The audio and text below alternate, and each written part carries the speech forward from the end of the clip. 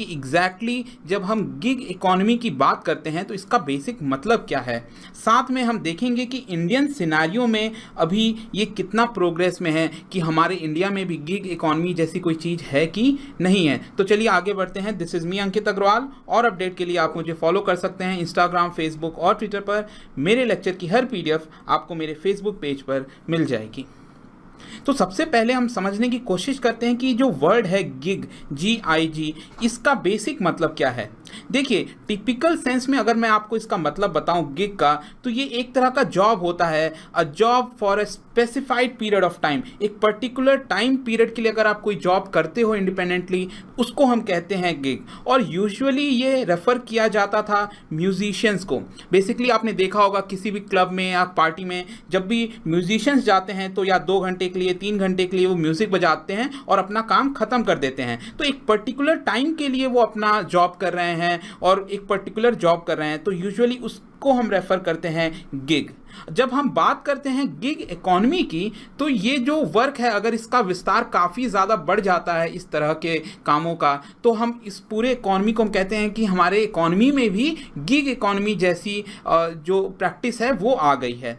तो यहाँ पे जब हम गिग इकोनॉमी की बात करें, इसका मतलब होता है when companies tend towards hiring independent contractors and freelancers instead of full time employees. Basic आपने देखा होगा जब भी कोई कंपनी होती है उसमें कुछ लोग काम कर रहे होते हैं, वर्कर्स काम कर रहे होते हैं, एम्प्लॉयज़ काम कर रहे होते हैं, तो वो पर्टिकुलरली या तो फुल टाइम के लिए होते हैं या तो पार्ट टाइम के लिए। मतलब कि या तो वो पूरे 9 घंटे या 8 घंटे काम करते हैं फुल टाइम, या फिर वो कुछ पार्ट टाइम के लिए काम करते हैं 4 या 5 आवर्स के लिए। लेकिन हम उसको गिग इकोनॉमी नहीं बोलेंगे। जब भी कोई कंपनी है वो किसी इंडिपेंडेंट कॉन्ट्रैक्टर को हायर कर दी है, जैसे कि आप आउटसोर्स की बात करिए।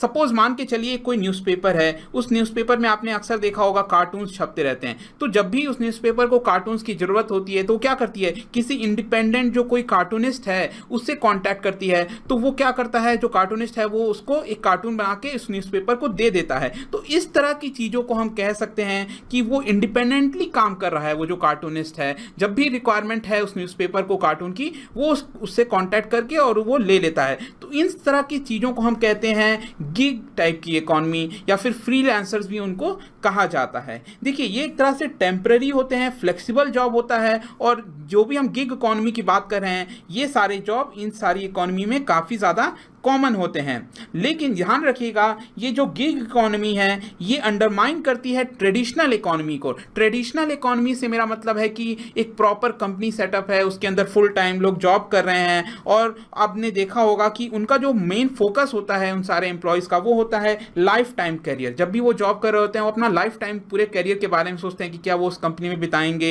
रेयरली होता है कि वो अपने जो पोजीशंस हैं, अपनी जॉब है, उसको चेंज करते हैं। उसको हम ट्रेडिशनल इकोनॉमी कहते हैं। लेकिन जिस तरह से आज के डेट में डिजिटल इकोनॉमी और जिस तरह से इंटरनेट का पूरे वर्ल्ड में फैलाव हो रहा है, पूरे वर्ल्ड में विस्तार हो रहा है, तो ये जो गिग इकोनॉमी है, फ्लेक्सिबल जॉब टाइप का है, ये काफ़ी तेज़ी से बढ़ता जा रहा है। तो ओवरऑल मैं आपको अगर समरी में बताऊं तो it is based on flexible temporary freelance job often involving connecting with customer through an online platform. क्योंकि आपको काफ़ी ज़्यादा, देखिए, आप कहीं फिक्स्ड एक किसी जगह काम नहीं कर रहे हो। अगर आप गिग इकोनॉमी टाइप में काम कर रहे हो तो आप किसी जगह फिक्स्ड काम नहीं कर रहे हो, तो आपकी फिक्स्ड सैलरी नहीं है। तो आपको क्या करना पड़ेगा, अपना जो वर्क है उसको आपको इंटरनेट या डिजिटल प्लेटफॉर्म पे दिखाना होगा, ताकि कई तरह से आपसे पूरे वर्ल्ड में या फिर कंट्री में जो लोग हैं वो आपसे जुड़ते जाएं। इससे क्या होगा कि आपका जो सर्विस है वो काफ़ी सारे लोग जान पाएंगे। तो ये ऑनलाइन प्लेटफॉर्म काफ़ी ज़रूरी हो जाता है जब हम गिग इकोनॉमी की बात कर रहे हैं। Those who don't engage in using technological services such as internet tend to be left behind. जो लोग ज़्यादातर इंटरनेट यूज़ नहीं करते हैं उनके लिए काफ़ी मुश्किल हो जाता है गिग इकोनॉमी के अंदर काम करना, क्योंकि वो अपना जो सर्विस है वो सबको नहीं दे पाएंगे अगर इंटरनेट का अगर उनको जानकारी नहीं होगी। तो ना एक कन्फ्यूज़न आपके अंदर आएगा कि जब हम पार्ट टाइम जॉब की बात करते हैं, मतलब कि आपको मैंने बताया था एक फुल टाइम होता है, एक पार्ट टाइम होता है। तो जब पार्ट टाइम की हम बात कर रहे हैं तो क्या वो गिग इकोनॉमी में आएगा? नहीं आएगा। देखिए, चाहे वो पर्सन किसी कंपनी में 4 to 5 आवर्स काम कर रहा है या फिर 8 से 9 घंटा काम कर रहा है, फुल टाइम कर रहा है, लेकिन वो एक फॉर्मल स्ट्रक्चर में काम कर रहा है। मतलब कि वो कंपनी जो है उस पूरे जो एम्प्लॉय है उस पर पूरा ध्यान दे रही है, तो पूरा फॉर्मल स्ट्रक्चर है, तो वो गिग इकोनॉमी में नहीं आएगा। जब भी कोई गिग इकोनॉमी में काम करता है मतलब कि he has no ties to an any formal employment. आपने देखा होगा एक प्रॉपर कॉन्ट्रैक्ट साइन होता है जब भी कोई एम्प्लॉय प्रॉपर फुल टाइम किसी जॉब में जाता है, काम करता है, तो उस तरह का पूरा कोई कॉन्ट्रैक्ट नहीं होता वहाँ पे एम्प्लॉयर और एम्प्लॉय के बीच में। यहाँ पे आप देखेंगे these people are entirely responsible for their income, मतलब कि उनका कोई सैलरी फिक्स नहीं है, वो खुद पे जिम्मेदार है। मतलब एक तरह से कह सकते हैं कि उनको जो अपना सर्विसेज है खुद से लोगों को बताना है, इंटरनेट के थ्रू बताना है, ताकि उनके सर्विसेज ज़्यादा से ज़्यादा मार्केट में चल सकें। अब हम बात करेंगे कि इससे बेनिफिट क्या है और उससे नुकसान क्या है हमारे गिग इकोनॉमी का। देखिए, जब भी गिग इकोनॉमी की बात करते हैं आप, तो ग्रेटर फ्लेक्सिबिलिटी मिलती है दोनों को, एम्प्लॉयर्स को और एम्प्लॉयज़ को। मतलब कि एम्प्लॉयज़ जब चाहे काम कर सकता है, एम्प्लॉयर्स जब चाहे अपने सर्विसेज को, अगर उसको जो भी सर्विस चाहिए तो वो ले सकता है गिग इकोनॉमी में। ये एक तरह का कॉस्ट इफेक्टिव मैकेनिज्म भी नहीं मैकेनिज्म होता है। जैसे कि अगर कोई कंपनी है, उसको कोई फुल टाइम यहाँ पे पर्सन नहीं एम्प्लॉय करके रखना है, जब भी महीने में या फिर 2 महीने में जब भी उस चीज़ की रिक्वायरमेंट है, जैसे कि मैंने कार्टून का एग्जांपल बताया, और इस तरह से जब भी उसको रिक्वायरमेंट है तो वो क्या करेगा, वो उस कॉन्ट्रैक्टर से, इंडिपेंडेंट कॉन्ट्रैक्टर से या फिर फ्रीलांसर से जो है कॉन्टैक्ट करेगा और अपनी जो सर्विसेज उसको चाहिए वो ले सकता है। और एक चीज़ ध्यान रखिएगा दोस्तों, मैं आपको बताना भूल गया कि यहाँ पे जो टैक्सी सर्विसेज काफ़ी ज़्यादा चलन हो रखा है, जैसे ऊबर हो गया, ओला हो गया, जैसे कि फूड डिलीवरी ऐप स्विगी हो गया, फूड पांडा आपने सुना होगा, जोमेटो हो गया, इस तरह की जो भी सर्विसेज हैं ये पूरे गिग इकोनॉमी में आते हैं। क्योंकि आप समझिए, जैसे टैक्सी सर्विसेज है, टैक्सी सर्विसेज में कोई भी ऊबर का जो ड्राइवर होता है वो क्या करता है, जब भी उसको काम करना है तो वो अपना ऐप खोलेगा और ऑन कर लेगा और तब जाके उसको कस्टमर्स मिलते जाएंगे। लेकिन जब भी उसका मन चाहे तो वो अपने ऐप को ऑफ कर सकता है, तो उसके कस्टमर नहीं मिलेंगे। सेम चीज़ यहाँ पे फूड डिलीवरी बॉयज जो होते हैं, इन सारे कंपनी में काम कर रहे होते हैं, तो ये भी एक तरह से गिग इकोनॉमी में आ गया, क्योंकि वहाँ फ्लेक्सिबिलिटी है, जब चाहे वो उसको काम करना है वो करेगा, जब चाहे नहीं करेगा। और यहाँ पे मैंने जैसे बताया कॉस्ट इफेक्टिव है, टाइम मैनेजमेंट काफ़ी अच्छे से हो सकता है कि जब चाहे वो तब काम करे। साथ में आप देखिए जो बिजनेसेस हैं वो अपने रिसोर्सेज को सेव कर सकते हैं। जैसे कि अगर कोई बिजनेस फुल टाइम जॉब देता है किसी एम्प्लॉयज़ को, उसको कई तरह के बेनिफिट्स देने पड़ते हैं, ऑफिस स्पेस लगता है, काफ़ी सारे ट्रेनिंग देनी पड़ती है। तो यहाँ पे इस तरह की जो कॉस्ट सेविंग है वो हो सकती है गिग इकोनॉमी में, कंपनीज को इस तरह से फायदा हो सकता है। लेकिन नुकसान क्या क्या होता है, देखिए यहाँ पे ज़्यादातर जो रिवॉर्ड दिया जाता है गिग इकोनॉमी के अंदर कोई काम करता है तो स्पीड को ज़्यादा रिवॉर्ड मिलता है बजाय रिजल्ट को। मतलब कि यहाँ पे क्वालिटी पे ना ज़्यादा ध्यान देकर क्वांटिटी पे काफ़ी ज़्यादा ध्यान दिया जाता है कंपनीज के द्वारा। साथ में आप देखेंगे जो कंट्रोल ऑन लाइफ है, मतलब कि आपको मैंने टाइम मैनेजमेंट की बात की, उसको आप दूसरे नेगेटिव सेंस में भी देख सकते हैं। आप एग्जाम्पल लीजिए ऊबर का। आप कई बार ऊबर में अगर बैठे होंगे, आपने बात किया होगा किसी ड्राइवर से, तो काफ़ी परेशान रहता है। कई बार वो 18 घंटे 20 घंटे तक लगातार गाड़ी चला रहा होता है। मेरी काफ़ी ज़्यादा इन लोगों इस तरह से चर्चा हुई है ऊबर ड्राइवर से। वो कहते हैं कि उनके जो बैक है उसमें काफ़ी ज़्यादा पेन आ गया है लगातार गाड़ी चलाते चलाते। तो क्या होता है कि उनको ज़्यादा से ज़्यादा क्योंकि कमाई चाहिए, इंसेंटिव चाहिए, उसकी वजह से उनका जो कंट्रोल है पूरी लाइफ में काफ़ी कम हो जाता है और उनको काफ़ी ज़्यादा कई बार काम करना पड़ता है। गिग इकोनॉमी में कई बार आइसोलेशन जैसी भावना होती है। देखिए जब आप फुल टाइम वर्क करते हो किसी कंपनी में तो वहाँ पे आपने देखा होगा सोशल इंटरैक्शन होता है लोगों के साथ। आपके वहाँ पे एम्प्लॉयज़ होते हैं, कोलीग्स होते हैं, कई तरह से लोगों से आप कॉन्टैक्ट कर रहे होते हो। लेकिन यहाँ पे आइसोलेशन जैसी भावना आ जाती है कई बार कि आप अकेले में काम कर रहे होते हैं, घर पे काम कई बार कर रहे होते हैं, तो इस तरह की चीज़ों की दिक्कत होती है। साथ में यहाँ आपको एंटरप्रेन्योरशिप जैसी भावना आपके अंदर डेवलप होनी चाहिए, तभी आप काम कर सकते हैं। क्योंकि यहाँ पे आपको जो कस्टमर्स हैं वो खुद से ढूंढने पड़ेंगे थ्रू योर एड्स, मतलब आपको खुद से अपनी सर्विसेज के बारे में बताना पड़ेगा। साथ में एक बहुत बड़ी दिक्कत ये आती है कि जो लेजिस्लेचर और कंप्लायंस है ये काफ़ी ज़्यादा नहीं है। मतलब कि आपने देखा होगा कि जो कानून बनाए जाते हैं ज़्यादातर वो फुल टाइम एम्प्लॉयज़ के लिए बनाए जाते हैं, ना कि जो गिग इकोनॉमी में जो फ्रीलांसर का काम कर रहे हैं उनके लिए। तो इनके लिए कोई किसी तरह का कानून का प्रोविज़न नहीं है। साथ में अगर मैं बात करूं इफ़ेक्ट्स की, तो आप अच्छे से यहाँ पे आराम से इसको पढ़ सकते हैं कि अलग अलग लेबर्स पे क्या इसका इफेक्ट आ सकता है, कंज्यूमर्स पे क्या आ सकता है, इंडस्ट्री पे। जैसे कि मैं लेबर्स की बात करूं तो कई बार उनको लो वेजेस मिलते हैं। एम्प्लॉय का प्रोटेक्शन, जैसे कि मैंने बताया फुल टाइम में कई सारे बेनिफिट्स देने पड़ते हैं कंपनीज़ को अपने एम्प्लॉयज़ पे, लेकिन यहाँ पर लेबर्स को कोई भी प्रोटेक्शन नहीं मिलता। इस तरह की दिक्कतें आती हैं। कई बार वो लंबे समय तक के लिए काम करते हैं। साथ में जो कंज्यूमर्स हैं, कंज्यूमर्स को तो क्या ज़्यादातर कन्वीनियंस होगा। आपने देखा होगा ऊबर, ओला स्विगी और इस तरह की जो सर्विसेज आई हैं, इस तरह से जो कंज्यूमर्स हैं उनको काफ़ी ज़्यादा फायदा हुआ है इन सारी चीज़ों की वजह से। लेकिन कई बार क्या होता है कि जो सर्विसेज है वो पुअर क्वालिटी की भी मिल जाती हैं, साथ में जो प्रोडक्ट्स हैं वो कंज्यूमर्स को सस्ते दाम पे मिलते हैं। आपने देखा होगा किस तरह से जो टैक्सी सर्विसेज के रेट्स हैं हमारे सिटीज़ में वो काफ़ी तेज़ी से कम हुए हैं। पहले काफ़ी ज़्यादा होता था अगर एक जगह से दूसरे जगह जाना है तो। इस तरह से आप बाकी सारे इफेक्ट्स भी यहाँ पे पढ़ सकते हैं।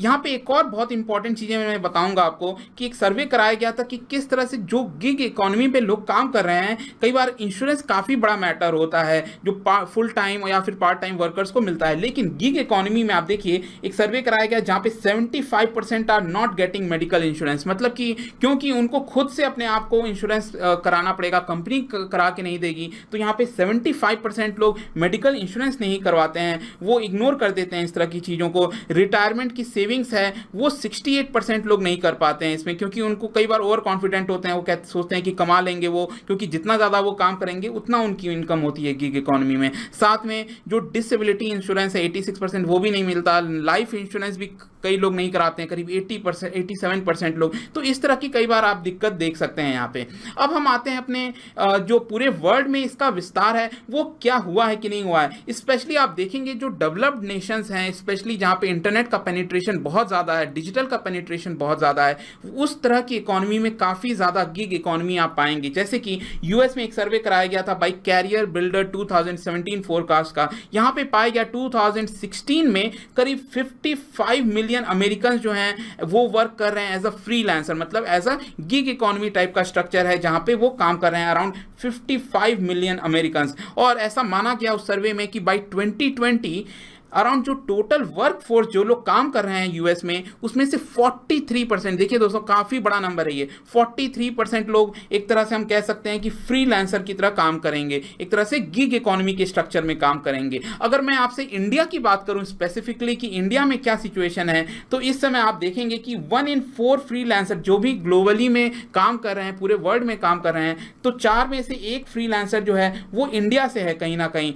इंडिया की अगर मैं आपसे बात करूं तो करीब 10 से 20 मिलियन जो है फ्रीलांसर्स वो इंडिया से आते हैं, और इस समय 23% जो लोग काम कर रहे हैं गिग इकोनॉमी में इंडिया में, उनकी इनकम भी ठीक ठाक है, करीब 60 लाख से भी ज़्यादा है उनकी इनकम। तो कहीं ना कहीं आप देख सकते हैं कि इंडिया में भी इसका विस्तार हो रहा है। और अच्छे से मैं आपको कंपेयर करके बताऊं तो 2016-17 का जो ईयर था उसको अगर हम कंपेयर करें 17-18 से, तो आप देखेंगे किस तरह से जो कंपनीज हैं वो जो फ्रीलांसर जो इंडिपेंडेंट कॉन्ट्रैक्टर से काम करा रही हैं बजाय फुल टाइम जो जॉब कराना है उसके बजाय, तो आप देख सकते हैं कि कंसल्टिंग फर्म्स भी जो है एक साल में 38% से 41% उन्होंने काम कराए हैं। जो बड़ी बड़ी कंपनीज हैं, कॉर्पोरेट सेक्टर है, मल्टीनेशनल कंपनीज की हम बात करते हैं, उन्होंने देखिए करीब 17% से 29% वो ले लिए हैं, क्योंकि मैंने बताया था इससे काफ़ी ज़्यादा कॉस्ट सेविंग होती है, काफ़ी ज़्यादा बेनिफिट होता है कई बार कंपनीज को, इसकी वजह से ये लोग भी कॉस्ट बेनिफिट के लिए ये कर रहे हैं। लेकिन स्टार्टअप में इसकी कुछ ना कुछ कमी आई है, क्योंकि ऑब्वियस ही बात है जो स्टार्टअप होता है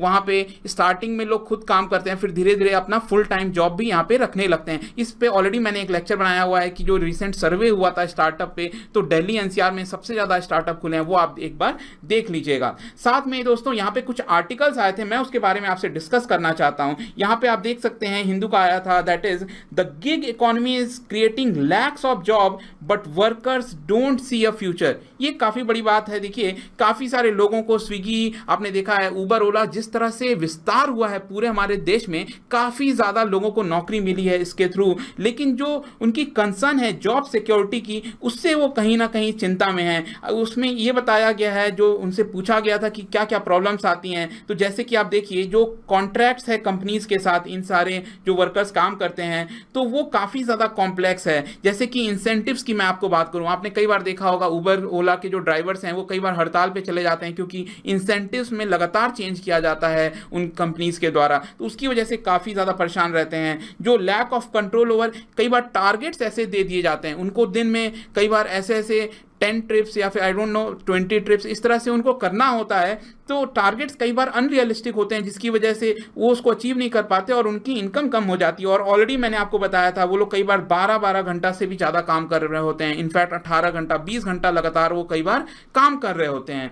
साथ में आप देखिए जो गिग इकोनॉमी है, एक और लाइव मिनट का आर्टिकल था जहाँ पे बताया गया Delhi and not Bengaluru is the place to be for gig economy. आप देखेंगे दिल्ली में करीब 5,60,000 जो है लोग इसमें गिग इकोनॉमी में जुड़े हैं। 31 मार्च तक का ये आंकड़ा है पिछले 6 महीने का, जहां पे 88% का जंप आया है इवन इन द ईयर 2019। तो दिल्ली में काफ़ी तेज़ी से बढ़ रहा है। और यही चीज़ मैंने जो लेक्चर बनाया था स्टार्टअप के ऊपर, जो सर्वे हुआ है कि कौन से हमारे सिटीज़ में सबसे ज़्यादा स्टार्टअप है, वहाँ पर भी आप देखेंगे तो स्टार्टअप काफ़ी ज़्यादा खुला है। और इसी तरह से गिग इकोनॉमी की हम बात करें तो दिल्ली में सबसे ज़्यादा तेज़ी से इसका विस्तार हो रहा है। तो आई होप दोस्तों ये जो गिग इकोनॉमी था ये आपको अच्छे से समझ में आया होगा, आपके नॉलेज में कुछ इजाफा हुआ होगा। So thank you very much, see you soon.